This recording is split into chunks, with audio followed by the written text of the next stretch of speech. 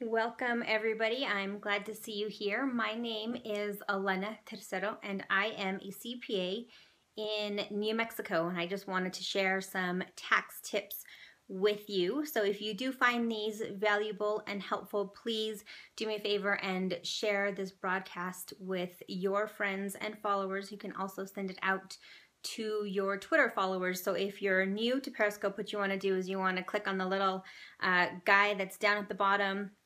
If you click on it, and it'll lift up some information and you can share it there. You can share it with select people, with all of your followers on Periscope, or your followers on Twitter. So thank you for joining. I am going to talk to you today about vehicle deductions for your business and how that vehicle can provide you some tax benefits. So there's two types of ways that you can deduct your business expenses. The IRS has a standard, it's actually called the IRS method, standard mileage deduction, and it is 57 cents. For 2015, it's 57 cents per business mile that you drive. So what you would do in order to take this deduction is determine how many business miles you drive. So the way that you would do that is you would track all of that mileage that's business, then you would have your total mileage and whatever percentage that is between personal and business, that's what it would be. You would take that mileage rate there. You know, if you have, say in the year you have 3,000 miles that you have as business, but then you have a total of 5,000 miles, you can only deduct those 3,000 miles, and it would be 50 cents per mile that you would get as a deduction. But there is another way that you can do this, which is much better for you as a business owner, especially because you're spending the money on this anyway.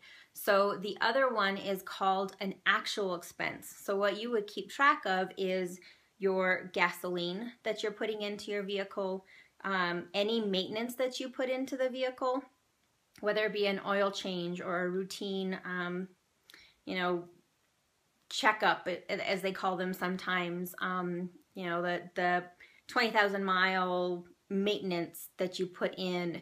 It can also be, like I said, oil changes, car washes. It can be the license and the fees that you pay, you know, wherever you live. All of those pieces are also deductible. Parking for, you know, if you have to park somewhere and you have to pay at a meter, or you have to go into a parking structure, that's also deductible. Some other things, car washes. If you need to get your car washed, that is also deductible. So what you would do in that case, if you use the actual expenses, you would keep track of all of these receipts. Now, I have mentioned it in previous scopes that I've done, but in case you haven't been on them, in order to take those deductions, if the transactions are below $75 each transaction, if it's below $75, you do not have to keep the receipt, but you do have to have record of the transaction itself. So if you go to put gas, say today you go put gas in the vehicle, it's $25 to fill up, or, you know, maybe not to fill up, maybe just a half a tank, $25, and it's under the $75 threshold. So you have 7 days to track that. And again, it's going to be the information that you need to track is what, so it's gasoline, when, today's date, where, gasoline station that you bought it at, and why, to fill up the vehicle with gasoline. If you have all of that documented, if you have a day planner, put it in there on the day, pencil it all in. As you're waiting for the gas to fill up in the car, put it all in, put the dollar amount, and you're good to go. You can also use an app that I've been recommending called Expensify. And if you do that, then you can, you know, on your phone, just type in all the information. Either way you do this, whether you do the standard mileage or the actual expense, you do still need to keep track of the miles that you use on your vehicle. So most of the time, one thing that most people say is you have to track all of it all the time. Well, the IRS actually has a 90-day rule that you can use. So for 3 months, you can track your mileage, business and personal. And with that, you use a 90-day rule. So on average, say you use it 40% for business, 60% for personal. That is what you're going to use as a percentage of business versus personal. So it makes it a little bit easier because you're not having to track every single day for 365 days. You've got 90 days that you need to track. So that's a really good tip that you can use. Now, the one thing the IRS does not like if you are a realtor is to use June, July, and August, because those are typically heavy months for realtors. So if you are a realtor, June, July, and August, consecutive months doesn't work. But if you do July, August, September, that's okay. Or August, September, October. Any other combination, 3 months consecutive, will work for that 90-day rule for your mileage tracking. Another thing that you can use for your vehicle is depreciation. So your vehicle, you know, the value of that vehicle could be $40,000. Depending on how long that vehicle typically has a life is what it's called. So anywhere between 5 and 7 years, typically vehicles are considered depreciable. So what you do is you take that $40,000 and divide it either by the 5 or the 7, and per year you can take that depreciation deduction on your taxes.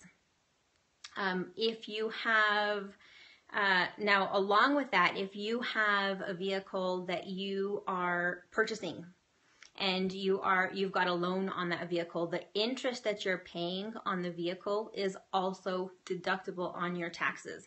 Not the whole thing, you know, the principal and the interest. Only the interest is deductible. If you have more than one vehicle that you use for personal and business, that's okay. You just need to be able to track the information separately. So you would still need the same thing, a 3-month log for vehicle 1, a 3-month log for vehicle 2, and then all of the receipts that relate to the expenses in both. And then one other thing that you can, other things that I'll talk about in another scope, just because I don't want to bury you with a whole bunch of information all at once. There is still a difference between, do I lease a vehicle or do I purchase a vehicle, and which one is better for me? And that one can be a little, you know, there's a lot of information in that piece, so I want to cover it in another scope. Another one that I also want to talk about, just to let you know, is there is what's called a Section 179 deduction. Total tax talk, I know, but that's what they call it. And so there's every year when you purchase not just a vehicle but equipment as well, you have the option to deduct 100% instead of depreciating it. But there's more that goes into that. So high level, you know, that's kind of what it, in a nutshell, that's what it is. And I'll talk more about that on another scope as well, just so that way you get that information just in one piece. So I also talked about yesterday, just the final thing, to tie back in the entertainment deductions to our vehicle. So yesterday, if you listened to the scope yesterday, I talked about, and if not, go back and listen to it. It is on entertainment and what is deductible for entertainment expenses. But my husband and I had gone to eat breakfast for our anniversary, and it turned into an entertainment expense because we met people that we talked to about our business during the event. So when we went for breakfast, we had no intention of it becoming a business or entertainment expense, but it did. And so because it did, and we have a home office, both of us have a home office in our home, the mileage from our home office to the restaurant and then the restaurant back home now becomes a business deduction. So I haven't talked about the home office deduction specifically on a scope, but I do have some tax tips on my website. And one of those tax tips that I talk about, I've got a PDF that I send out to you. If you set up, if you put in your name and your email address on my website, you can get 3 tax tips. I haven't talked about any of them so far in any scopes that I've done. So the home office deduction is one of them. You can go to bit.ly/LLA